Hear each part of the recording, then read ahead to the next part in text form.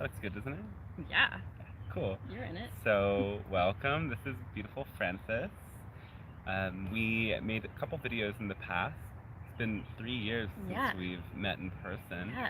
After everything that has taken place in the world, we've all been through kind of a whirlwind. Frances works with Mongolian shamanism, or she studied with Mongolian shaman, I could say, and as well as many other traditions around the world, like That's the primary one, yeah, that's the primary one, but sound healing, other forms of healing, and if you watch my channel, you know what I do.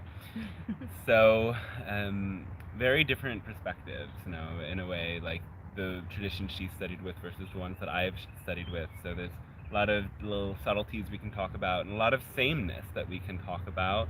And we have a couple things outlined, and we're just gonna flow with that. But also, if you pop in with questions, we'll check the comments towards the end and see if we can say something. So leave your questions and we'll dive in. So, Yeah. I mean, first of all, how have you been? Oh, first of all, thank you. Thank Yeah. you so much for doing this with me. I've been really terrible for a little bit of a while since we met, but I'm good now. Yeah. I think the last time we saw each other was the last time live we saw each other was in Mexico. Yeah. But then we did a YouTube thing when I was in Sweden and you were in Guatemala. Right. Yeah. Right.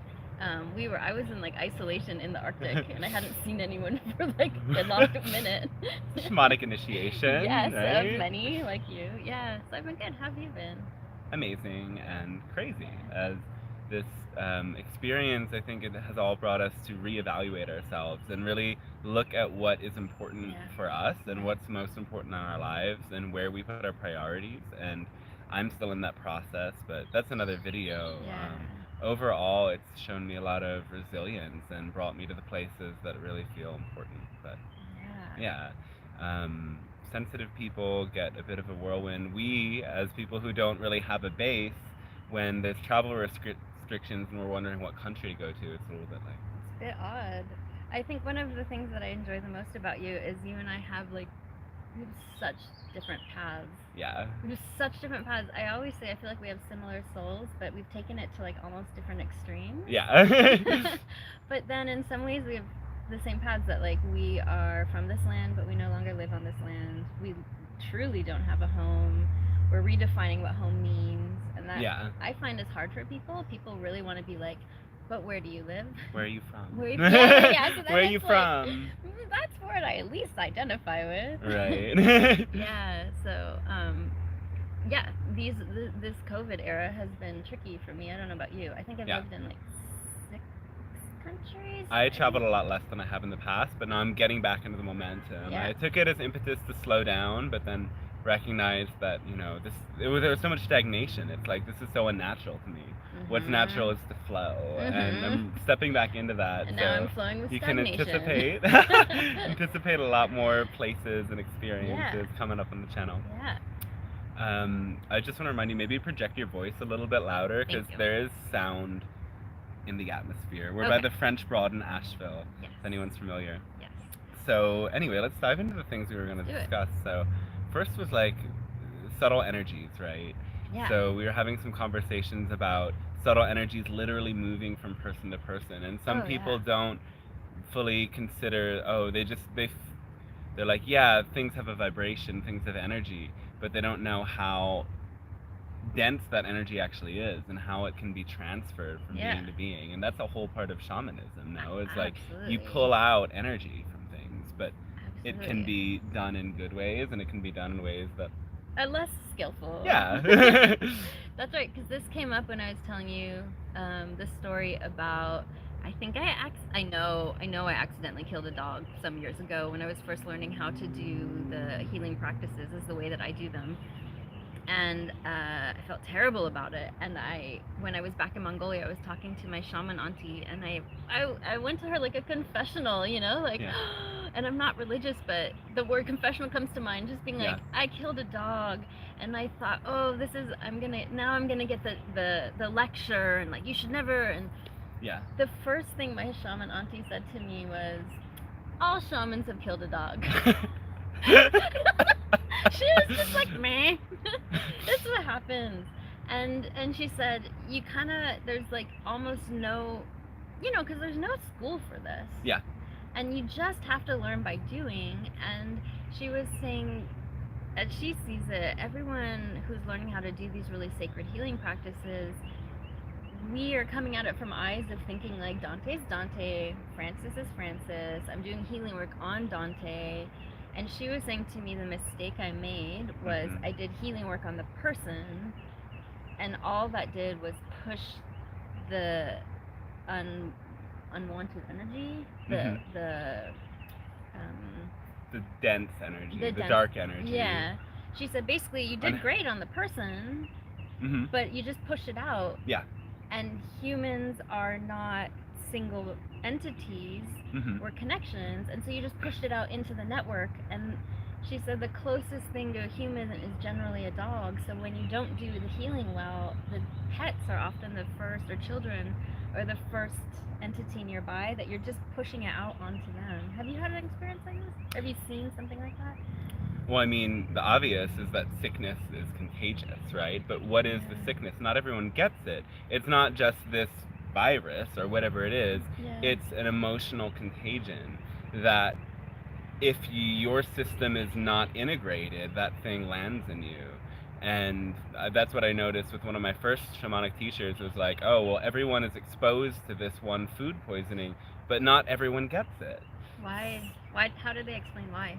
Because not everyone's the vibrational match to be going into that lower frequency. If you are at the match to the pathogen, then it enters your system. But if you're not, then nothing happens. So he was saying everyone could actually consume the same pathogen, but not everyone gets it. Yeah. Wow. So it's all about this frequency. But yeah, I mean, with energies as well, like I've seen, again, a dog die. Somebody I'm close to was very sick and just having, had a heart attack and had many different conditions going on and refused to get treatment for it, was continuing the bad habits of alcoholism and smoking and just going into the stagnant mental space and not leaving the house. And the dog during this process was getting neurosis. Like the dog was scratching and biting itself. The dog was attacking itself. It was harming itself. I see this all the time. So yeah, that energy in the space then starts to affect the dog. And eventually what happens to the dog is the dog dies. And the dog was maybe 5 years before a dog of that size would be considering, time to exit. Yeah. So I see this all the time. There's an animal communicator that I know, and she's incredible. She's amazing. I don't know. Maybe I'll put her information below if she wants to be shared. And she said the very hardest thing about working with animals and animal communication is the animals are pure, and basically all of the communication from the animals, and she's such a clear channel with animals. She said all the communication with animals is, this human is not understanding me. I'm trying to communicate clearly with them. They're putting all this stuff on me, and the animals are getting all of this. And then for some reason, even I think a lot of people that are connected with these kind of energies and this idea really don't understand that our children and our pets and our loved ones are part of us. Totally. And as we're working on our stuff, we're putting it on them. Yeah, totally. It's all one thing. So there is like, all healing work is the healing of the all. Yeah. And that's what we started with, I don't know if you've done Reiki maybe. I'm a little Reiki bit. master. You're a Reiki master? I actually love Reiki. Yeah. But it's like with Reiki, we dedicate it to the healing of all beings, and we send energy to the healing of all beings. And that understanding is that it all comes back to one. So I work with a healer in Mexico who does peyote ceremonies all night long, and she does healings on people, but the context is not everybody gets the healing. Several people receive healing, but the healing is for the whole group and the healing is for the collective. And some people don't understand this at first. It's like, well, why doesn't everybody get attention? Because this level of healing, when you're crying and screaming for maybe an hour and just feeling some things that are very deeply suppressed, not everyone can have that direct experience and have that space held. But what I notice is like when she's doing healing on other people, things come up for me. And this person, it's like I've watched many people in ceremony, they're representing different archetypes. I remember this one person who's this very kind of conventional, almost military masculine figure, like when he was getting his healing, I just had this huge resistance, and I was like, I don't want to be here, I don't want to be around this, I feel this intense energy. But through the experience, it's like some of my resentment, some of my frustration, my anger towards the toxic masculine or the authoritative masculine energy left.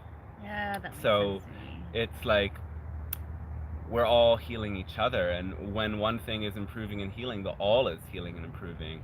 And that's why there's no, talk about dark magic, there's no dark magic that isn't self-harm and self-hate and self-attack. Right. And this question has come up with some people who feel as if they're being sent negative energy from other people, or that people are attacking them with energy and they can't get rid of it. And they're like, well, what do I do? They've asked me because they've heard or read, well, just send it back. Imagine a mirror sending it back. But what does that do is that it amplifies, it amps up, and it adds some more negative energy to the negative energy that was sent to the individual in the first place. So it's like this kind of ping pong back and forth, but every time the ball is getting heavier, the poison's getting stronger, and eventually when it lands and it can't be ping pong back, it's going to be so much heavier than what it would have been in the first place. That's tricky though. So you've done a lot more group work than me. Yeah. I tend to do I do groups, but the Yeah. groups are gentle. You do the deep groups. Bring a bunch of people together. Yeah, I do. I think you and I both go really deep, but most of my deep work. Oh, Butterfly. Most of the deep work. Hello. Oh, I feel wow, so they really like us. Yeah. They're just showing off, I know. reminding us to be here. I think they like this question. Yeah. So I think, oh my goodness, Monarch. Most of the deep work that I do is individual, and I think the deep work you've done equally. We both do deep work, but you do it more on group level, and I do it individual. And I get a little paranoid in groups because I can see what you're seeing, that it's all mixing. Yeah. And even in like the group work that I do, so I do sound healings, and I do the sound healings I do are very gentle. They're sound meditations. I use empowered singing bowls, and it's a gentle introduction into some pretty deep work. And I always trust like the people who are gonna come to the group are the right people. So yeah. 1 week it'll be like 20 people, and the next week it'll be 5 people. And I trust those are the people who are supposed to be there. So on some level I'm trusting. Yeah. But then when I see the energies mixing in the group, mm-hmm. and like you see some person processing someone else's energy, and mm-hmm. that really, I don't know, that's hard for me. I think it's like we need to consciously guide everybody to that's because people don't recognize that they can feel other people's energy. They don't recognize that sometimes what they're feeling has nothing to do with me. Like, should they be? They in need a group setting? We all need to be aware that we can be feeling other people's stuff. And it's like, sometimes I just see a person and I shudder. It's like I feel their energy, or it's like I light up and I feel happy. It's like these energies are transferring. Wherever we're putting our focus, whatever quality of vibration is there is impacting our field. And I had this stint where I was really like fixated and obsessed in love with this person, and it was so intense that I was actually working with other healers to figure out what was going on. And it took a while, and then she just said to me, like, look, what you're feeling is the other person's energy. I've had that and I was happen. like, wait, what? I had that happen. So, and then slowly, like, all of these feelings of self-hatred and self-harm and different things that I'm like, they're not common to my experience. They just diminished. They slowly like faded away, and like this anxiety gradually dissipated because it brought my focus away from this person. Okay, so that brings me to a super easy question. What is the soul? What is the soul? Yeah, because like preface, I think a lot of people think of the soul as like me, my karma, my little dot, my little speck. But it's like way more vastly interconnected, right? So I personally don't see the soul as the soul. Like how do you conceptualize this concept? We talk about the soul and then the oversoul. So the soul is part of this oversoul, and that's the me, but it's not just you. The soul also encompasses every other pathway you could have taken in this lifetime. All the multiple universes. So every different universes that there is a Francis, your soul contains that. But then a step above that, the oversoul contains all of the other past or future lifetime experiences or parallel lifetime experiences that you've had. And so at that level, you know, when you connect with that, that's when you start to get all this archetypal information and these things that are coming from other times and spaces. It's just as much you. It's not necessarily Francis you, but that's you. If we go beyond that, then all of the oversouls blend, and every other being that ever exists is part of that same fabric of reality. And so that's why all good we do is for everyone, and all bad we do is for everyone as well. That's what I always say at the opening of every healing session is may the work we do here be for the benefit of everyone. Because really the work, there is no such thing as individual work. And I think sometimes I get so much more connected to like everything is interconnected. I really get a little confused about what people mean by soul, because it's like, do you think you're just you? It doesn't make sense. We're all these interconnections with our dog and our past and our ancestors and our future and the people we will meet and the people we're calling in and our individual. I don't know. These things get confused, and sometimes it's like it's helpful to go beyond the terms and into the feeling, and just, you know, when you're clear with your intention, spirit always listens. So that's why it's like sometimes people get confused with what they're invoking, but it's like, well, what do you really want? You don't need these specific terms or to do this specific thing. You just need to get specific with who you are and what you want and what it's going to take to create that. That's a lot of people. So I am primarily I do primarily work with Mongolian shamanism. I'm initiated, which is a little unusual because I clearly am not in this life of that land. But of course, Mongolian shamanism, that's the land of shamanism, and it's very ritualized, and they have their specific objects, and they have their ways. And I don't work that way. I work with Mongolian energies, I work with Mongolian spirits, and I'm very clear on what I'm doing. But then, like you said, like when I'm doing the healing work, and I'm in that space, I see and I understand what I'm doing. But then to bring it back and try to articulate it within this English language, you have words like soul, and it's like it's not related to what's happening, you know. But I know what I'm doing. I mean, do I don't know, but you do. I do. And then there's always that voice of doubt, and sometimes, like, this is what I work with because I teach people how to channel, right? So people are like getting this information and they're seeing, most of the time the information I'm getting when I follow these instructions is real and valid. But that voice of doubt's always there, and I've battled with it for years. But we got to learn to love the voice of doubt, because that is what keeps the ego in check. So if we didn't have a little bit of it, when we are coming through a filter, and filters are like these beliefs that are so strong, or these things that we want so much that we can't see anything else. When we come in contact with such a strong filter and we don't have any doubt, then we're going to be deluded. And there are trickster spirits out there, and there's a lot of people that, you know, they get really hopped up on how psychic they are. After seeing, I was right about this, I was right about that, I was right about that, I healed all these people. And then because they start to trust themselves too much, they start making mistakes because they don't recognize, they're, you know, sometimes there's something in me that wants this information to be true, and it isn't really coming from that same place. So it's like we gotta appreciate our doubt, because it keeps us human and keeps us relatable, and there's always going to be so many unknowns.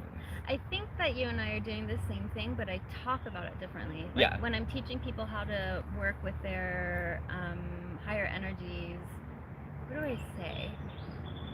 I say these voices are there. The voices may be external spirits. So the first thing I do is like, we're gonna do like a full like exorcism. Or whatever the word is. Like, we're clearing everything out. And then that usually is like the first really big session. And then it's like what's left. And whatever is left is the internal voice. And the internal voice is it's so often like hatred, doubt. And now that this is how I do it. Now that we know that it's not something else. So we know that's coming from you. And I think it's interesting because what you say makes equal sense to me. I just say empty out. It doesn't matter what you think, right? Just learn how to put yourself aside. Take in the spirit, right? Channel.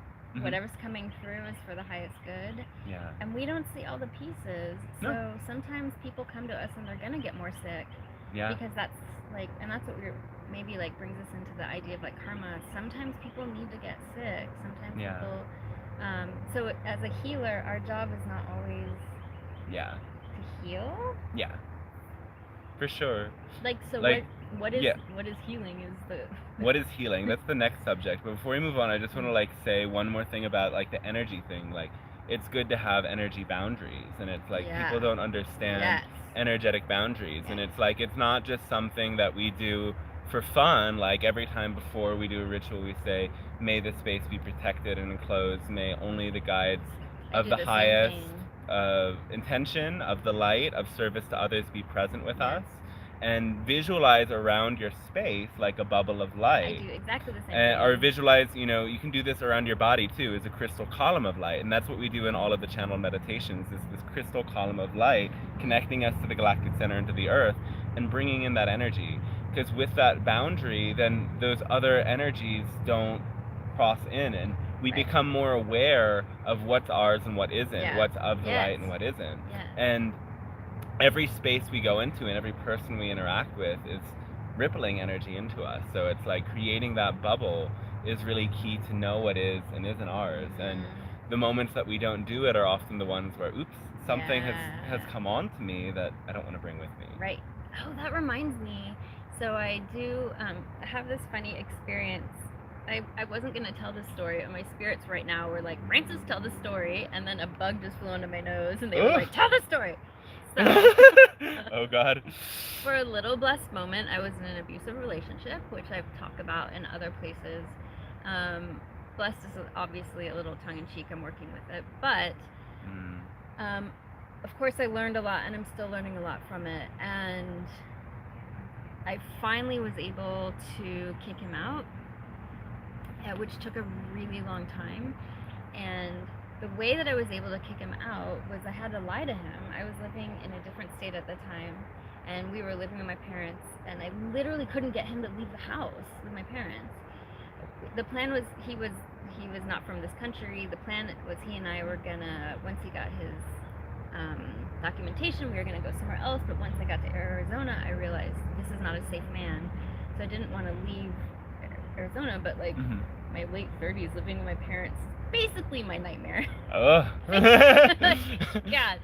And he just wouldn't leave, so I finally had to like trick him and fly to South Carolina to stay with my sister, and call him from South Carolina and say, I'm not coming back until you're gone. Like, wow. You have to go. Finally left.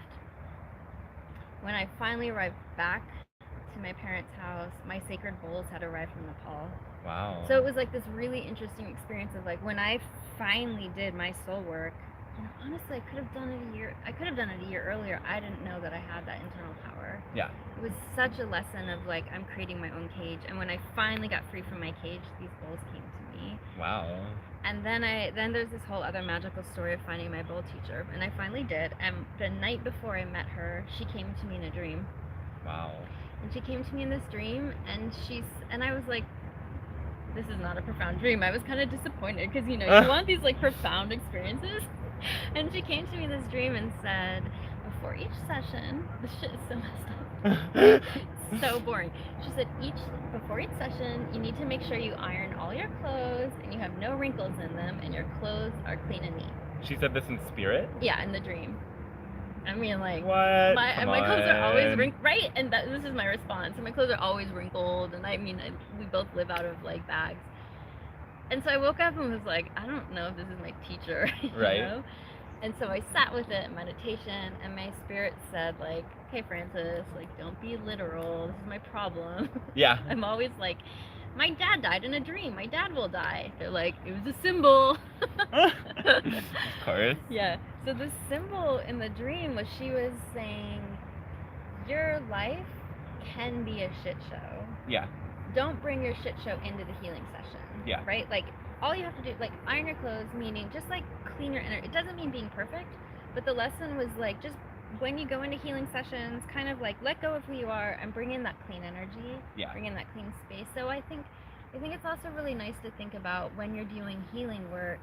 There's so much misunderstanding as if like we're supposed to be healed. Yeah. Right? And that silly dream was actually saying, no, you don't have to be healed. No one's healed. Yeah. But you do have to get your shit together. Don't bring your shit into the healing space. So yeah, that's It's like a really important. important conversation of like integration and like spaces of integration and spaces of healing, I think. Yeah, I get that so much too. And by the way, everyone watching, you're welcome to ask questions to throw into the mix. So people think often that, oh, you're somebody who does energy healing and psychic work and all of this, you have to be perfect. Yeah, And then you must like be they more they than, see me or- being like Yeah. writing something vulnerable or sharing my humanness, and they're like, wow, this guy isn't it. Yeah. And they go on to somebody else who, and in this Instagram world, there's a lot of healers out there who show only the light side of themselves to the world, and that's a very flawed. It's like it's part of our culture. It's part of the Hollywood culture of the admiring the bright, brilliant ones beyond us. Yeah. And so, a healer. There's a saying, "Good healers limp." I forget who told me that, Oh, but I love a that. healer is somebody who has had to learn how to heal. Like the mythology of this Chiron, the wounded healer, is the one who shows us how to actually heal. And so Even healers don't come in. I mean, well, healers don't come into this perfect incarnation. Like healers don't come into a life where they don't have problems. It's like these problems and the trauma brings people to learn how to heal themselves. And it takes both that, because some people, it's like, this is what I'm still figuring out, it's because some people incarnate to a really dense situation and then transform and become very brilliant, and some people incarnate into the same situation and be stuck in it. So there's both that genetic imperative, but then the soul, whatever that chosen incarnation is like, no, I came into this because I want to lift it up.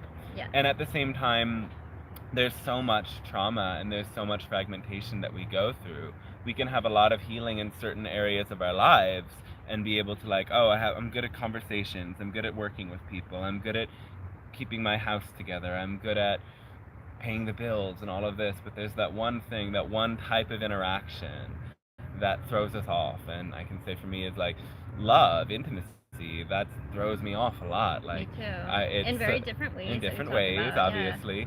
But it's it takes that one little thing that activates what's unhealed within us, and then we go into all sorts of processes and resolve the unresolved things. And sometimes we don't know that there's triggers and hidden things within us, traumas that haven't been resolved until something shows up and throws them in our face. Or sometimes we get entirely new trauma through whatever force brings that to us, and we have to integrate. And when you said brings entirely new trauma, the bug crawled on my hand. I will not name what it was, but we were just talking about this yesterday. This is the human I was talking about yesterday who has brought trauma, and then this bug crawled on me and it crawled back. So yes, the trauma comes. Yeah. And the universe is alive and hears us. I don't know, like sometimes it's the same bug. I think I haven't cleared that one. So I also kind of get like when I get confused about the word soul, I get confused about the word healing and wounded, because it implies that some people are not wounded. Yeah. No way. No. And implies some people are healed. No way. Yeah. But are we wounded if we're healing? It just pulls for a different way than how I see things. I see things as like there's such a huge universe, and you and I are the same consciousness moving through as we're supposed to move through. Yeah. And we're just doing our little piece. And like I told you, I'm stuck. Oh. Even louder? I think a little. I feel like I'm screaming. You're not screaming. You're good. Hi. I also have throat chakra issues. Sorry. I have thyroid issues. Shocking. So like I told you, I'm working on this. I'm starting a vlog. Vlog is Beyond Mind Lies Heart on YouTube. And one of the things I'm talking about is I'm preparing an episode to be talking about the soul and what is our soul here to do. And I started to use Dolly Parton as an example because I love Dolly Parton as like an activated and actualized soul, right? She's doing so much good, but I like her as an example of someone that's like not classically spiritual. You know, she has all this plastic surgery. That's why I like her, because I think we get confused of like this person's spiritual, this person's not spiritual. No, we're all expressions of spirit, you know? Mm-hmm. But then the more I was working with her as an example of someone who we might not immediately think of as spiritual, but she's actually, I think, doing a lot of good for the benefit of all, I started thinking, well, yeah, but that's from the causes and conditions of her soul. Yeah. There are people right now who are in the depths of addiction, who are have like pissed off and lost all of their family, and they are with no resources, and they're doing equal work in the depths of their addiction, because that's a very difficult incarnation to have. It's a heavy piece to have, but that's what their soul is. That's the piece that they're working on. Yeah. And then when we get these eyes of like, oh yeah, I healed. Well, the people I know talk a lot about like soul retrieval, and I retrieved my 7-year-old, and that part is healed. No, it's not, man, because like it's not. That's an aspect of it might be. An aspect might be, right? But the universal, it's like, can we all just like move with what's coming to us? Yeah. Right? Until everything's healed, something's gonna come to you, and that's your peace. And if your peace is addiction, and the best you can do is not get out of bed but not self-harm, that's fucking amazing. Yeah. And then there are other people that you and I happen to seem to have souls that are called to be doing more like visible healing work on others. Yeah. But are we like doing more healing than the person deep in addiction who is like, I can't get out of bed, but today I'm able to not self-harm? I think that it's all on its own context. Yeah, it's like we're doing the work from where we're at, and it's like, actually, I see someone paddling upstream as we talk about this. They're actually going I don't want to say the wrong way, but the current is going this way and everyone's going this way. Yeah. What is that a metaphor for? Well, we're talking, I mean, I think you and I are blessed to be able to go with the flow. Yeah. But some souls are just like, I cannot figure out how to human. Yeah. I don't know if I can figure out how to human a lot of the time. But I don't know. I feel like this is a metaphor. We're all doing the work Can we show them? Can we show them? I mean, it's just sweet. They're doing it perfectly, right? But they're working hard. They're a perfect and it's beautiful here. And it's a lot easier if you're going the other way. Right. But they're doing it the right way, right? Yeah. Yeah, I mean, I think this brings up something that I see from some people sometimes is like they understand, because a lot of the work that I talk about with the channeling is like recognizing our choice is returning to love. When we recognize we have a choice between two things, we're in a state of unconditional love, because that choice is the love that Source has given to us. Yeah. But some people don't recognize they have choice, and that's fear. But until people wake up, don't recognize they have choice, and that's fear. Yeah. I like that. Fear is what robs you of choice, because fear, you're in this state where you're like, it's either this or it's that, or this is absolutely going to happen because I can't take another path. So fear is this dread that keeps you stuck. Yeah. And then people look down on those who are in fear. It's like, so it's so common to make fun of the people who are fear-based, or like just dismiss like, oh, that's fear-based. And maybe it is, but we don't know the conditions. It's like if somebody grew up in Amish country, barely speaks English but lives here, and they go out and they see a person with blue hair and they get terrified. Well, of course, like, yes, that's prejudice, yes, that's bigotry. But from their eyes, that's all they can see.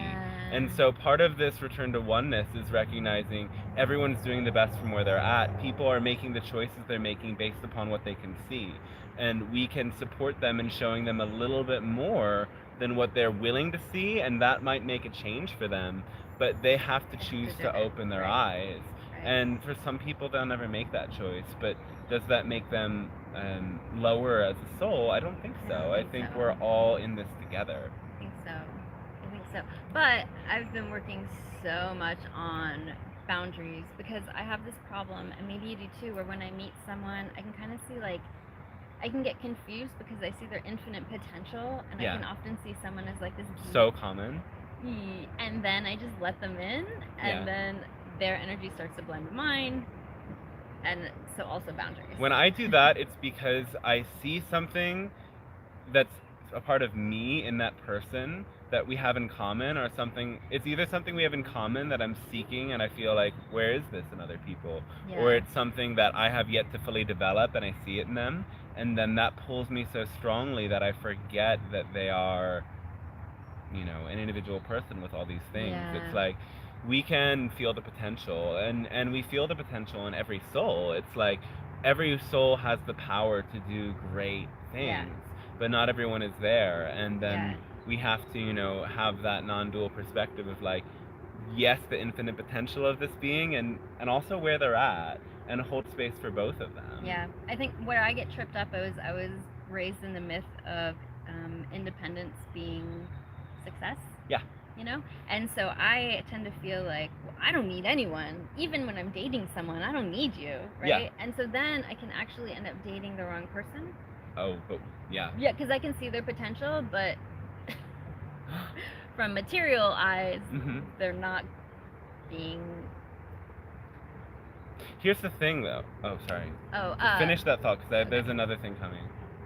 Oh, but I'm so caught up in like, that's okay, to Yeah. the point that they're being abusive, but I'm like, that's okay, I can take care of myself, I don't even need you, I see your potential, right? I think it's a healer folly. I think. Well, I'm this sure is someone this is recognizes everyone's that. folly. This is everyone's folly. It's because Western culture has given us all the notions of independence, and you can probably, I don't know how your cultures work where you travel, but Latin culture is all about the family, Yeah. and they don't have some of these same struggles, and they don't have one thing that I was meditating upon the last years in Mexico is like, they may not have as much resources, they may not have as much wealth, they may have to work. I don't know if they work harder, they might work more, but I think that it's there's more stress here, and Yeah, there's more yeah. feeling of we're doing it on our own. There, everything is done together. Yeah. So the mental health and the psychosis and all of these things that we We're see sick.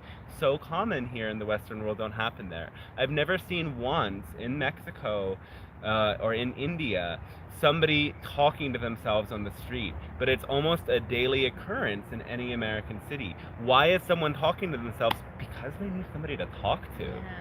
And if no one is there to talk to them, they'll meet spirits, because they're not spirits always are the good there. ones. And when you are alone long enough, you go into a state of non-resistance. A part of us, a part of everyone believes in spirits, whether we've covered it up by something or not. If you stay in isolation long enough, you need connection, you'll start talking You'll to find people. it. Yeah. We need people, and this was Yeah. something that I realized, especially through this thing that we all went through where we're isolated, was Yeah. like, wow, I need people, because I became really successful. My bookings was off the chart. I didn't think I had to worry about it anymore.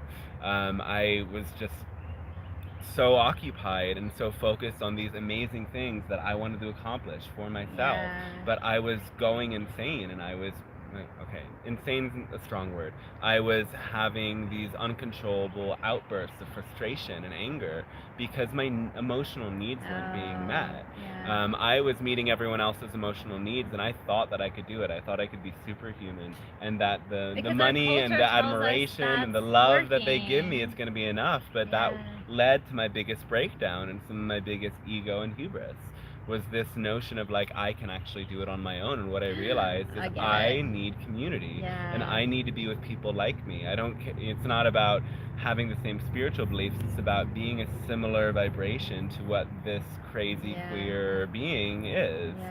Yeah. Radical queer witch beings. Yeah. Like, I find these are my that's my community. Yeah.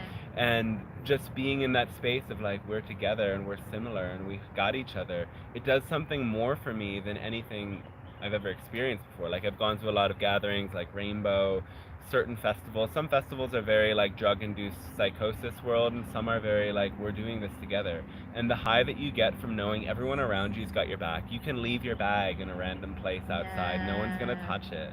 Yeah. It's something that restores this ancient tribalism that we've lost, that we're all kind of seeking. What is the new earth is recognizing we are each other's tribe, Yeah. and we're meant to be Yeah. together. And connection is not a luxury, connection is a need.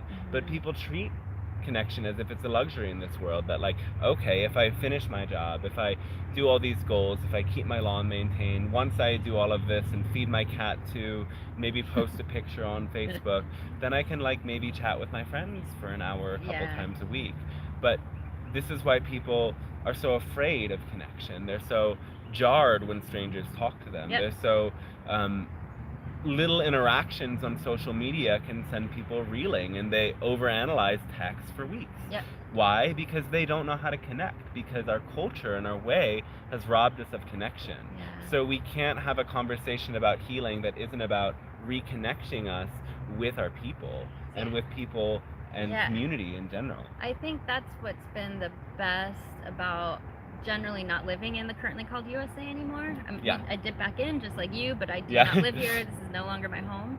Is I generally live, like in the past year, I've been living in Greenland, I've been living in Sapmi in northern Scandinavia on the Norway side. Mongolia is the closest I have to a home, and these places are all, it's what you're saying, it's like a completely different way to relate. Yeah. And in a way that has really rewired me, but it's not perfect. You know, everyone's in everyone's business. Admittedly, I don't want to like idealize it. But like when I'm doing healing work in Mongolia, there's like a grandma in a room, there's a teenager on her cell phone, like taking a picture of you, the weird like white woman, and like sending it to her friends, there's kids running in and out. But it's communal. Yeah. It's communal. And then everyone afterwards asks how it was, and there's always like food involved, and it's like, it's I think this sacred, like I think Western, what I've come, I don't like the word Western because what does it mean relative to what and who, relative to where, and, I think what we're trying to say is colonized. So like colonized cultures have taught us to like fetishize individual success, health, right? Like disability is seen as weakness, all this like fucked up stuff. And then I go into these other cultures that are more communal, and it's just, I feel like my soul knows that that's right. You know, it quickly takes to it, like, this is healing for me. Yeah. Is to be in these spaces for me that are so different of like, of doing healing work and people going in and out. You know, I think we're used to our spaces where healing work is like your sacredness and it's like protecting. No one cares in Mongolia. Yeah, clinical. No one cares in Mongolia. Just going in and out. Greenland was a little bit the same. No one cares in Mexico either. Yeah, and it's like, nice. It's like you're doing your thing, but I got to get something out of the fridge, and I don't know. I like it because the community is not seeing the individual as the unit. The community is the unit, right? Like you're doing that, I'm doing this, but it also means like I've got your back. Are you okay? Let's take care of everyone. I see that you're doing healing work. Let's make sure that you get fed afterwards. Like it's I feel my autoimmune system much happier in these spaces. Yeah, I miss it. It's been a long time since I've been in some spaces that I'm missing. Where I feel more ease. Yeah. What else do we want to talk about? So we were saying, well, what is healing? I think this kind of runs in line with so many of the things we're saying. Like, people can consider healing as like, oh, healing is when I don't have any problems anymore.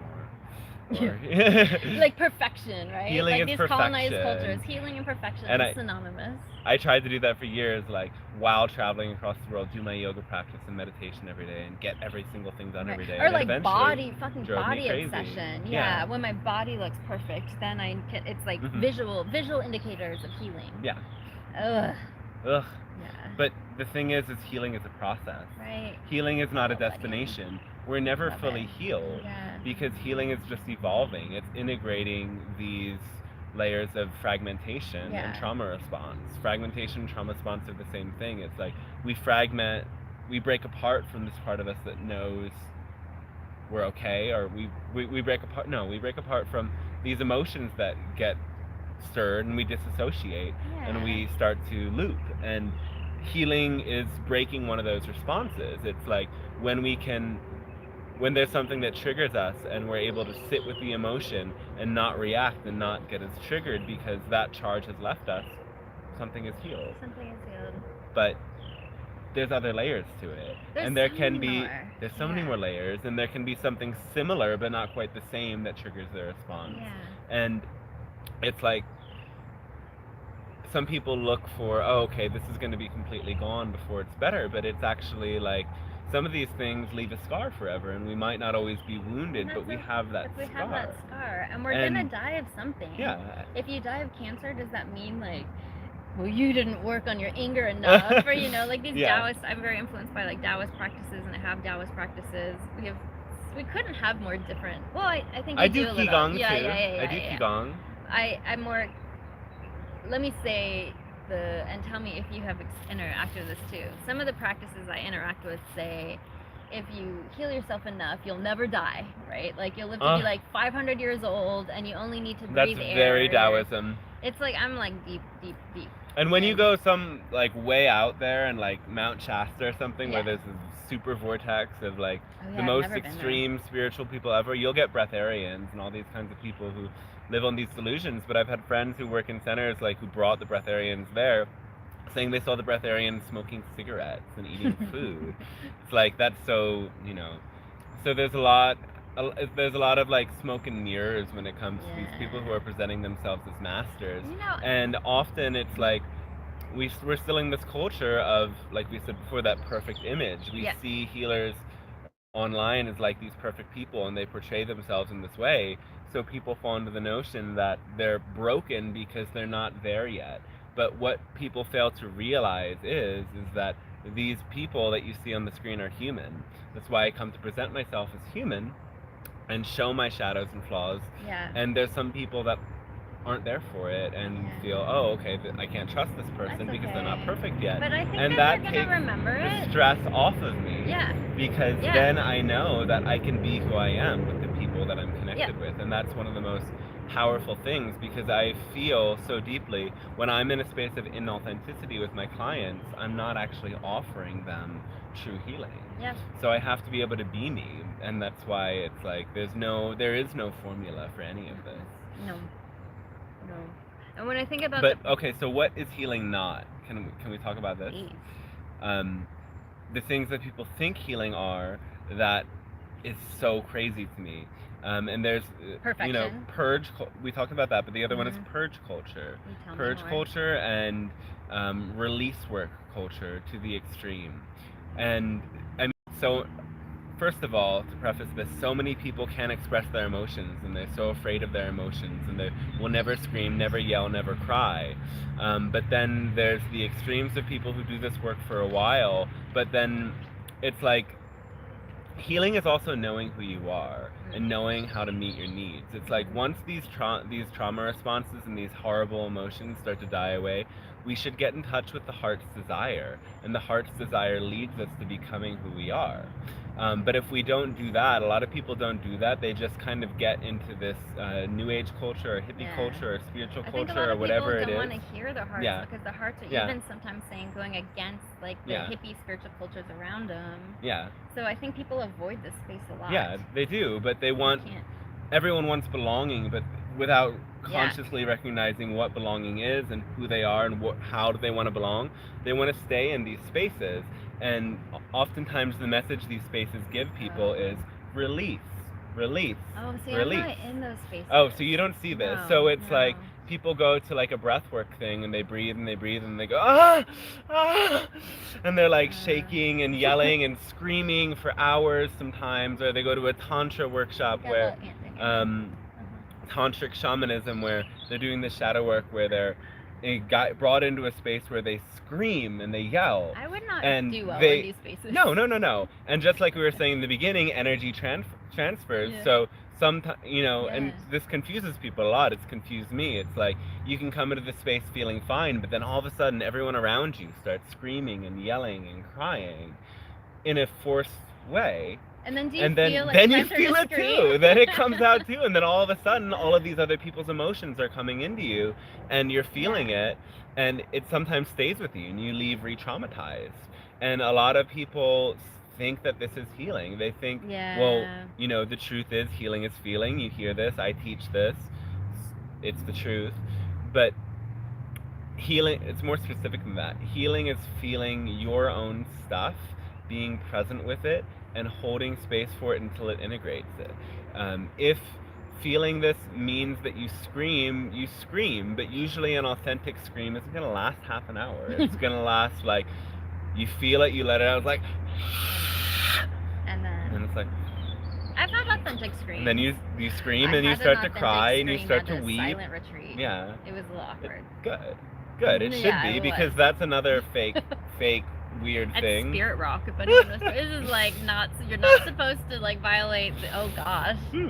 Yeah. So yeah, you scream, you cry, you release, and then hopefully there's someone there holding space for you, and you can rest into it. Spring Washam But it was isn't this there. thing that She happens. held space. Yeah, it doesn't have to happen again and again, but No. people fall into that. They get addicted to the catharsis because those going into those emotional states releases so many endorphins and hormones that it becomes addictive, and they keep doing it. They keep releasing. They keep breath working. They keep doing this thing that pushes them into intense spaces. And some people think that's healing, and that isn't real healing because healing always leads you to your heart's desire. Yes. And it looks different ways. And some people do have these like screaming experiences. Yeah. And I have. But not everyone. Yeah, but not again and again. And not like when everyone else not every day. That's when and like what you're saying is reminding me of when I was doing healing work and like group healings in Greenland. I was doing healings just with like I did not use the word shaman. I did not use any fancy like zingy words. It was just sound meditation. Everyone came in.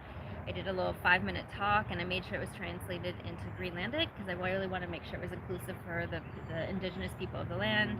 We spoke Danish, figure it out. So it was inclusive. And I was starting to get people in who were like these little old Greenlandic ladies that didn't even speak any English, but they were coming. I don't really know why they were coming in, but it was just sound healing. And I would talk for 5 minutes about the heart and they'd lie down, but they would have these really profound experiences. Excuse me. Clearing myself again just thinking about it. And thank you. Salud, bless you. The group work that was happening was as intense as any space I've ever been in. But the minds were not trained on, I think, these Western ideas of very, very rarely I've been in these Western spaces where people, I think, confuse like catharsis and healing with like these peak, which happens, right? Yeah. Totally happens. Totally. But not all the always. time, right? And so people, I think, in some spaces start to think that it too. And in Greenland, they didn't have this group definition of that's what healing looks like. Mm-hmm.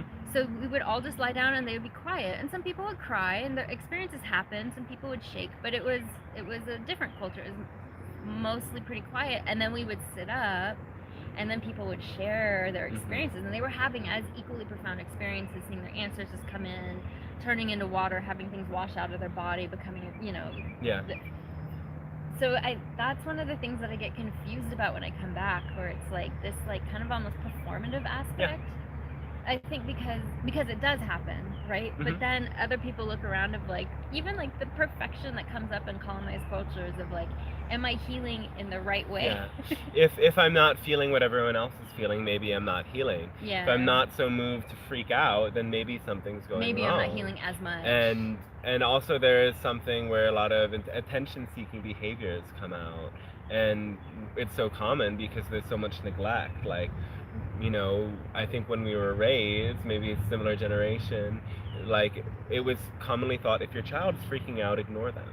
Yes. So everyone wants to. So everyone wants to freak out, yeah, and everyone,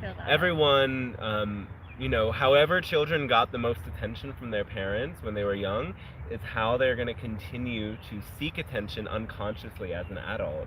And I see so much of the time that which is why I like contemplative practices, to just be quiet and not say anything. That is a shadow too, but that's why so many people come into these spaces making a shit show, because that's the way they know how to receive love.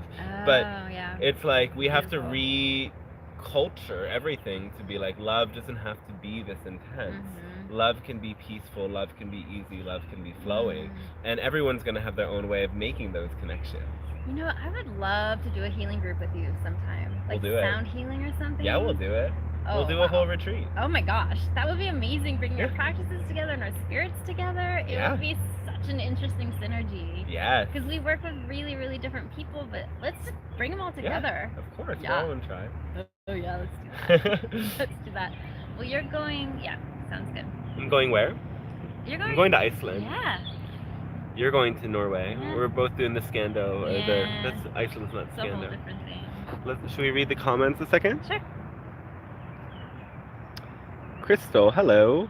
I'm a cult survivor, New Age kind, and 10 years later it's still hard to navigate the spiritual community, but I'm finding healing, enjoying your convo. Thank you, Crystal. Let Dream Lover. If you're asked a question while channeling and you have a strong interest in that topic, how much will your ego alter the answer? It has a strong attachment to it. Ooh, That's a good question, and like what do you that's think? um, I mean, a strong interest. Like, okay, an interest is different than an attachment or a preference. So it's like if somebody asks me about astrology while I'm channeling, I have a strong interest. So all of the information that's going through my head is going to Yeah. come out, but it's not like I'm attached to thinking one thing about it. But if somebody asks me about like a love interest of mine in a channeling or something, then it's like, Yeah. oh, that's a little bit distorted. That's a little bit. I So think. that's why, like with very close friends, like the work that I do is for free because uh, there's just too many energies being exchanged. I think that's just like for me, just hitting on the head, the difference between interest and attachment. Like as I've said in the previous spaces, but I didn't hear. I used to be a clinical psychologist. I have a PhD in clinical psychology. I walked away from that world because the spirit started talking to me, and I was like, turns out I gotta go. Bye. Thanks. Thanks for all that federal investment in my education. Yeah. I'm gonna go to India. So what I retain is the knowledge of how clinical psychology works, and so I find a lot of people that come to me, and often when I'm channeling, I'm being called to channel sort of like through. I'm very interested in clinical psychology. I'm very interested in the relationship between clinical psychology and the ongoing project of colonization. So I feel okay being able to channel questions like that because it's sort of like a map. It like strong interest for me turns into a map. Yeah. And I feel I can. But for me, I think you and I are both incredibly strong channelers. And I don't know about you, but for me, I kind of, I like the term hollow bone, adhering to that. And I have developed I think you just develop it through practice. I've developed a very strong sense of, am I being a hollow bone in this moment or am I not? Yeah. And when there's attachment, even for myself, some people can't do work on themselves. I'm pretty good at doing channeling work and like shamanic work on myself, but there are times I cannot. Yeah. And that's where it's attachment. Totally. Where I have attachment to outcome, and that's where I get blurry. And then things get really weird because then I start spinning into like there are alternate timelines. Which timeline am I in? I can quickly spin out. So I think just when you're channeling, holding on to that moment of like, am I being the hollow bone? Do I have attachment to outcome? If I have interest, okay, attachment. I love that. I'm out. I can't. If I'm even 98%, I don't want to channel. I only want to do it when I'm clear. Yeah, and that's what it all comes back to is like the attachment is what creates these scattered energy fields. Yeah. And what brings like anxiety, fear, confusion. It's like when you're attached to outcomes or attached to things being a certain way, that's when you get really scattered, and that's when you're not in a good space to channel for others. And it's channeling is like you don't have to be perfectly healed first, but what you need to learn how to do is be that hollow bone, like you said, and I don't know how I use that crystal column of light. I come back into clear connection with source, and I detach. And the sessions that I do, like I can be in a really scattered headspace, but I love serving people, and I know that I'm going to get on the phone with a client, whether it's a great client, whatever client. Like I know, okay, here I am, I'm coming into that space of unconditional love. My things fall aside, and I don't think about my issues anymore because I'm in the space where all I'm doing is reflecting to this other person what they need to hear and coming into connection with spirit for what wants to come through me. And as long as I can get into that neutral space, even if it's just for a moment, everything goes clear. And like when I first started doing this work and I was still carrying a lot more density, it's like it's intense work. So like things come up, but like I'm in the clear space, I'm in the non-attached neutral space for the whole session, and then session's over. Here's my psychosis. It's right back. Exactly. I'm still bye, peace, love you, thank you, and then here I am. I return to processing my psychosis. And that's like this like Western notion, which I do not adhere to at all, and I'm very confused by the word healing. But this idea of like you must be healed to be a healer, I'm super sketched out by these like people that present themselves of I am healed, I am now a channel for the angels and I have my connections and I charge $1 billion an hour. I personally think what you want to look for also is like, you don't have to be perfect to be a channel. You have to be good at knowing if you're clear or not clear. Just like the weather, some days, some situations, when you have attachments, you're just not going to be clear. You have to know and that, that's and you okay. have to also not go against your own Yeah. knowing, because And there's that's okay. people Then you're a that good have healer. so much poverty and have so much issues in their life that they know they're out of alignment and they're going to do it anyway. They're going to show up for their session anyway, and then there's present a themselves wave of as chaos. like, And I've seen those people, and it's like, you know, oh, like an amazing teacher of mine even would do this, and it's like some days he just wasn't supposed to work, and then something happened in that group that it like it hurt somebody. So it's a matter of being human as well. Like if you want to look for a good healer, you look for somebody who is human and divine, because we all are that. Yeah, and divine means stepping outside of ourselves. Yeah. So if you feel like you are pulling into being more and more skillful and being able to flow with channeling, what I would say is don't pull for perfection. Yeah. Don't be working towards I want to be a better and better channeler, I want to be more and more clear. Work towards I want to be better and better at understanding. Yeah, I feel like this is good information. I do this a lot when I'm working with my clients. There are moments where when I work with my clients, I open sacred space, pretty much how you said, and I say, know that everything that's coming through in this session is channeled information. And every once in a while, I'll say, you know what? I'm not certain about this piece of information. Yes. Right? Or, you know, I think this might be coming from ego, so let's put a little pause around this. Yeah. That to me is what I look for in a healer, is not a perfect channeler, because that creeps me out, some of the things that they can channel perfectly, but someone who's built that intuition, and just let yourself let it grow of like, oh my gosh, I'm totally flowing. Oh my god, I lost it. Oh, it's back. Like that's when you're on, I think. One of the most dangerous people you ever meet is someone who doesn't say I don't know ever. Yes. Agree. None of us know everything, and even the Pleiadians say they know maybe 3% of all that is. That's how vast all that is. Love that. There's so much unknown out there, and it's that beginner's mind, that humbling yourself to that mystery that opens up the greatest spaces. I work with an ascended master, a Qigong master, and if you feel connected, you might be able, he's pretty generous, you might be able to, if you're very connected yourself, call him in. He's very, don't take his dating advice, but he's really brilliant at energy work and energy bodies and keeping our energy body healthy. And he's definitely, I feel comfortable saying, an ascended master. And he was in a different region, maybe several hundred years ago. And if we need more precise information, message me and I can channel that. But he said, I'm ascended. Like, I feel like comfortable with humans calling me that. And he said, I do feel like levels more clear in my understanding of energy channels, energy connections, and how the interconnections work. I, even as a past soul, drop my body in this higher plane of perspective, see almost nothing. Wow. Yeah. And he said it was only in passing do I understand how little can I see, which I just think is beautiful. So yeah, it's incredible. I like if anyone has questions, I see there's some people watching, you can type in our questions. We're going to come to a close pretty soon, but we can address some things that might be curious for you. Anything. Yeah. Anything arising for you? I'm just really excited that we're bringing in to the conversation this idea that perfection in healing spaces, there's no space for it. This isn't about being a perfect person, an ascended person, a finished person. And I'm a hot ass mess. It's finding the flow within it, and also like just not identifying with it, developing the witness and saying, this is my incarnation, and I'm taking my incarnation, I'm taking my work. There are days that I cannot get out of bed, but I don't struggle against that. And I want to be very open about that. And then it's beautiful when these peak moments of being out of bed and being with you at this beautiful river. And being human is not about being perfect.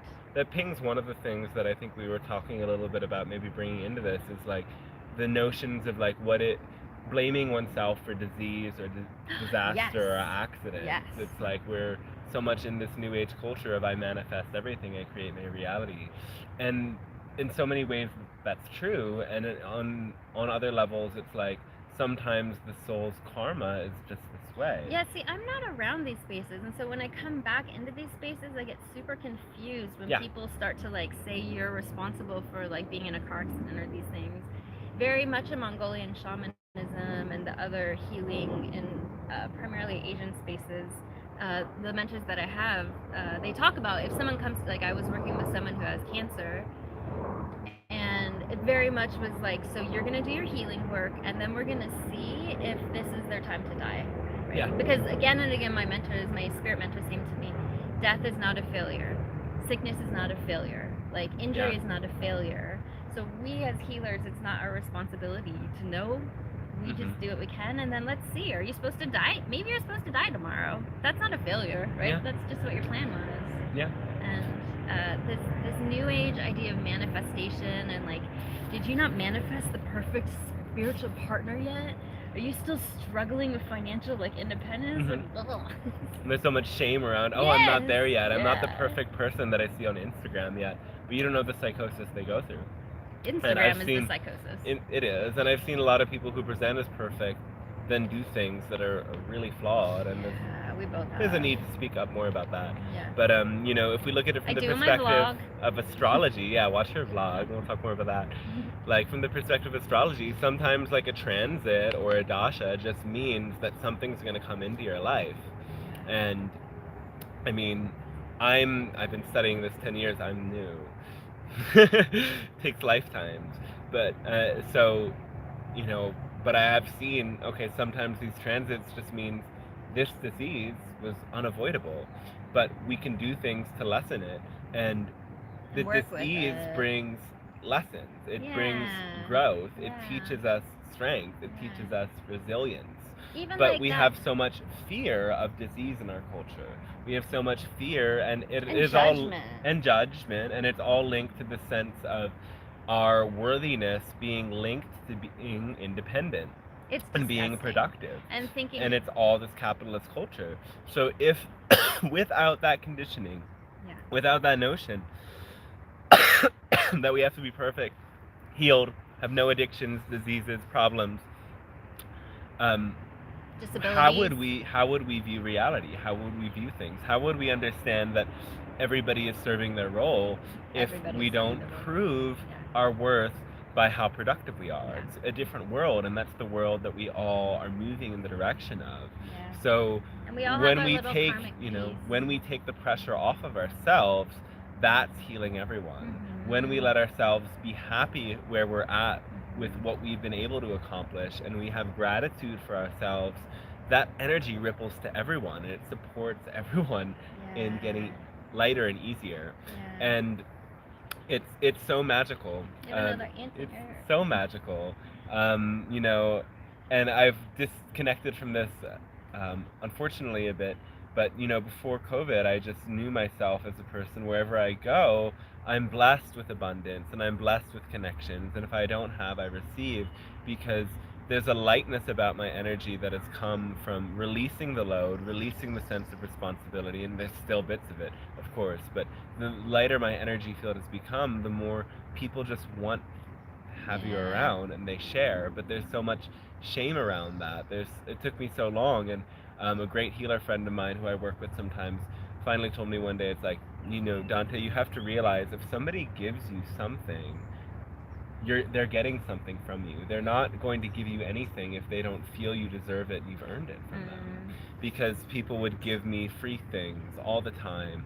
Free this, free that. It felt like I was just like, why am I getting all of this for free? And then I recognized, I receive because my energy is a gift. And really doing the healing work and lightening up on yourself, your life can become that magical, that people just want the space that you create. Also, I was living in Edinburgh, Scotland, for 6 months, from like the first half of 2021, and for the first 4 or 5 months, the entire country was in lockdown. And I moved there through a dramatic and very tragic story, not knowing anyone. I was kind of stranded there. It's an odd story. So I moved there not knowing anyone. And in that time, my leg went out and I couldn't walk. Do I have an ant in my hair? Thank you. So for a month, it was almost a full month, I could almost not walk, and I couldn't leave my apartment for the month. Wow. It was awful. And there was no one, there was food delivery. And like, I was blessed that I ordered delivery one night and someone came up and it was a sweet, like, young kid. And he saw that I couldn't walk, which, like, moment of vulnerability, this woman who had to go to the door, I could barely open the door, and he asked if I was okay. I mean, talk about being vulnerable. I'm clearly alone, no one's helping me, and this guy saw that I could not fend for myself. And he gave me the food, and he walked back downstairs, and he came back up and he knocked on the door and said, "Do you need help? Like, do you need me to go to the grocery store?" And I just started sobbing and crying and saying, I can't leave my apartment. And he ended up being so sweet and helping me. But that didn't fix it. I couldn't walk for a month. Yeah. You know? Like, I was in, like, these colonized spaces of, like, independence is freedom. Scary. Yeah. I wasn't meeting any of the markers, but I really truthfully believe a lot of gifts came out of that. Or when I was leaving Greenland, so Greenland is not a country, it's colonized by Denmark, and Denmark still has, like, incredible control over these Danish money. Coming from the US, if you were to fly from, like, New York or Boston, you'd only be a couple hours going into Nuuk, the capital, but you actually have to go all the way to freaking Europe. Or Iceland. You have to go to Iceland or Denmark and then flow all the way back. So when I was leaving Nuuk, having to come back to the US, I was in Denmark for 2 days just to get back to the US. And my last night, just there for a day, don't know anyone. I was I can't believe I don't think I told you the story. I was in this Airbnb and I was walking down the stairs for, like, a midnight snack at 3 a.m. because, you know, I sleep like a vampire. My little 4-year-old niece knows the word nocturnal because she's like, "You're nocturnal, so are owls." Oh my god. So I'm, like, getting my midnight snack at 3 a.m. and I go to take the last step and my spirit pushed me down the stairs and I broke my toe. What? And as I fall and I like felt the toe break, my spirit says in my ear, "Nailed it, dude." My Mongolian great spirit, my Ongat, he thought it was hilarious. Oh my god. He intentionally broke my toe, and the very next day, or the day after, I had to get the COVID test the next day, and then the day after, I was actually flying through 5 airports, 4 countries. 4 flights, yeah, With a broken toe. with a broken toe. I had to use a wheelchair across 5 airports, including Heathrow. Absolute nightmare. Oh god. And then I was only in the States for, like, 2 weeks, and then I was flying back to Norway, where it was I ended up having to do 9 airports total in a wheelchair during COVID, having to advocate for myself, having to ask for help. None of this was a failing. My spirits were freaking ecstatic about it because they were saying, "Look at all the lessons you're learning. You're learning what it is to be disabled in these cultures. You're learning to have to ask for help. You're learning that you're not invincible." They were losing their minds. They were so excited about this injury. And this is a very small injury, you know. We get lupus, we get all kinds of much more severe illnesses, but if I had viewed it through this, like, weird Western manifesting idea of, like, Yeah. I'm not doing something right, I broke my toe, I would have missed it. Mhm. But because I'm so connected to my spirits and I'm coming from a very different worldview, I can literally tell you those that guide me are the ones that pushed me down the stairs and then were, like, high-fiving each other. And I did. I learned a lot. Oh. And it was, That sounds similar to my story of the tattoo. yes, Yeah. that's right. And then I gained a lot of weight because I couldn't exercise. I wasn't able to take care of my mental health through, like, physical movement at home. It was 6 months of lessons, and I'm still dealing with, like, having gained weight because of it. My yoga practice went away. It was similar, and it Yeah. was like, wow, there's a lot of beauty coming through this Right. small This is thing. my arm. It's got a lot of ink on it. Anyway, I love it's pretty. But this. so yeah, I mean, I started getting tattoos. This was the first one, and I just fell in love with it. It was like, wow, like, why did I wait for this for so long? It's like I was afraid of the commitment of having something permanent, and then I got hooked. Beware if you don't have tattoos, that might happen. And my guides were encouraging me to continue up with it because, you know, I had abundance. I was supporting artists who were my friends, and I was like, great. And they were like, I had my doubts, and they kept encouraging me to do it. And it took is really beautiful seeing it up close. Thank you. It's funny, yeah. It took But a I know where it lot went. longer than it should have, and something went wrong where he went over it twice, and this ink is particularly reactive to the sun. Um, I left right away after completing it to a very hot climate. I took good care of it in the sun. I covered it up. I didn't put it in the water. Then I let myself free. And after a while, one day it got severely burned. And my arm froze. Like I couldn't move this arm. I couldn't bend it. The pain was shooting through it. I couldn't sleep in certain positions. It was tight. The muscles were tight, and the skin was like flaky and flamed, and it was constantly hot, and it was terrifying. Um, and nothing I would do would make it better. It would hurt all the time. Every time it was remotely hot, it would hurt. I had to get out of Mexico, out of the heat. I had a couple weeks breaks where it wasn't as hot, and then I was back in the States summer, which is also really hot. Stayed inside a lot of the time. Months and months, things of just, oh, okay, this is just taking a long time for it to heal. And I was afraid it would never get better. I was looping so hard all the time about feeling and the worst part wasn't even the pain. The worst part was being like, I am this intelligent person who is guided by spirits, and I made a decision that screwed my life up. Which is, of course, not true. But it And comes. The thought comes. the thought comes, Yeah. and then I felt like, how can I guide others when my guidance to get this thing was wrong? But in the end, it wasn't wrong. Yeah. It was, It was what does it lesson. mean to be humble? The lesson was, Yeah. what does it mean to ask for help from others? What does it mean to share with people I'm in a bad space? What does it mean to We in these be able to colonized cultures need these recognize lessons. where, oh, okay, I don't know everything. Yeah.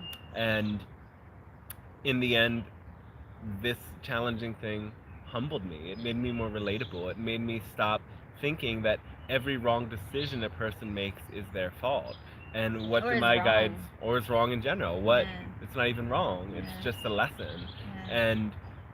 And then this full circle understanding comes that everybody is making the best decision they can given what they know. Because there's no such thing as perfection. I've always seen people with tattoos. Not one has told me that the tattoo caused them pain later, or that the tattoo can't stand the sun, or that this or that or the other thing. I researched everything I could find, not finding this information. So we only know what we know, Yeah. and everything we do comes from what we know, and that's why, yes, seek out knowledge, but people get yeah, the sick, heart and the that's heart okay. knows, and the knows. heart is guiding you to learn the lessons you need to learn. And sometimes these lessons aren't for you. Sometimes these lessons are for other people. Sometimes these lessons serve so many others. And whenever we are in this healer ego, where we've got it all together, we can do it all our own, that's when we manifest the lesson that brings us to depend on people and rely on people again. And that comes back to what we were saying before. Why are these other cultures not having mental health issues? They have all these other health issues. Mental health crisis is a colonizer Western problem. And it's because suffering exists. Suffering exists everywhere, and suffering is horrible in some places. But there are different ways to conceptualize delusional it. mental health, psychosis stuff, it's a Western problem because we're not connected with each other, and we don't know what it means to rely on each other. And we don't know and about even the if someone who is the land. so wise and so powerful and so capable of changing people's lives, at least that's what they say I do. My life is so different now. Thank you. You did the work, but I facilitated. We need to be humble too, and I need to know that I have to depend on other people, and I'm always dependent on other people, and I'm not bigger than anyone else. And living in that world, beautiful to come back to yeah. that. Yeah, I'm so grateful. I'm so grateful to be broken out of that model. You know, it's like independence. Yeah. Break out of it. Yeah. We depend on each other. We need each other to be whole, and that's the beauty of this life. Should we? Oh. Birds. The birds agree. Birds agree. Should we check if there's any more questions? Any more questions? Yeah, I think it's getting. Well, let me 5 people here. Do you have questions, friends? Okay, there's no more questions, but there's 5 of you there. You'll have we'll give you 2 minutes to type in any questions. We'd love to hear from you. And can I give a little Plug. plug for my Go for it. vlog? So I do have a YouTube channel. It's Beyond Mind Lies Heart, and up until now, it's been primarily conversations with other healers that I've met through my travels. And once I get back to Mongolia, I haven't been able to since it's been closed. I'll have interviews with Mongolian shamans as well.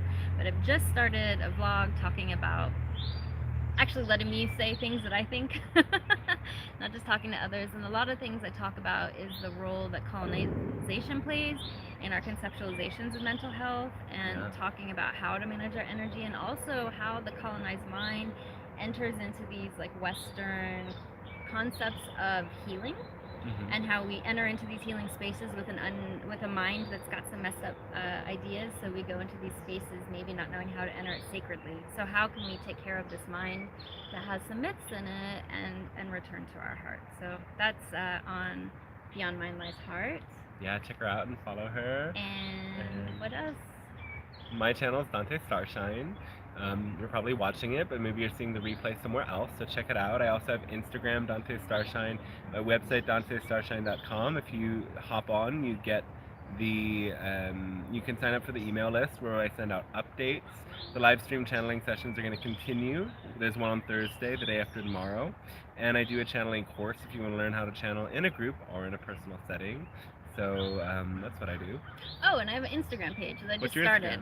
Beyond Mind Lies Heart. Beyond Mind Lies Heart. Yeah.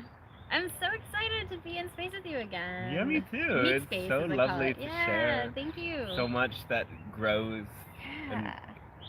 evolves through our connection. I know, and I just like, again, even when you're talking now, I'm often like, I don't know about these things because we're coming at it from like such completely different angles. Like we've moved through such different spaces, and so the moments where we have like shared understandings are so magical for me. And then when I hear about you moving through these spaces where there's very different ideas, like I want to do a whole thing where Dante just explains healing to me, because I don't know what healing means. I swear. I think I have a I have a complete. That'll be the next video. Yeah, I just so like, maybe the next video, totally rather than interchanging, you just interview me. Oh yes. And then I'll interview you. Yes. Okay, we'll do it again. We'll do it again. Maybe not in person. Yeah. But I think if you guys like us together, let us know and we'll keep doing it. Yeah. Thank you. We're going to talk about shadow work too, but I think this is complete for now. This is a lot. If you've watched all of this, thank you. Thank you. And congratulations. And congratulations. For making it through our chitter chatter. Please share with anyone you think might benefit from it, and recognize that we are all one. Yes. As you heal yourself, you heal others. Yes. And you need to depend on other people and open and break through those resistances to letting other people in to really heal. No right way. And if you don't let it happen, you'll break a toe or hurt your skin or maybe you're just supposed to break a toe. Or maybe it's supposed to happen. And if it's supposed to happen, that's when you're supposed to learn to rely and learn to feel we're all connected. Because there's no right way. The trees and the bees, the flowers, they all need each other. Everything needs each other, and so do we humans. Yeah. And non-humans. The extraterrestrials need us as we need them. And the land spirits. You're all the extraterrestrials, and I'm all the like. Oh, I'm both. I'm both. Yeah. I love them both. I thought I just. And I thought I saw something too. Arrived late. Thank you, Amanda. Amanda's always here. We love you, Amanda. Hi, oh, I like your feeling. Yeah. Yeah. Hi, Amanda. Okay. Oh, I love these people cruising past. Let's just all flow. I'm more to like, let's just flow with our broken toes and our illnesses and our lessons, and just let the universe flow through us. Yeah. Yeah, beautiful. Thank you for magic. Thank you, Spirit. Magic. We're here in Asheville. Gratitude for all the Thank spirits. You. Gratitude for everyone here. Watching. And we'll catch you next time. Bye. Thank Love, you. hugs, peace, and blessings. I never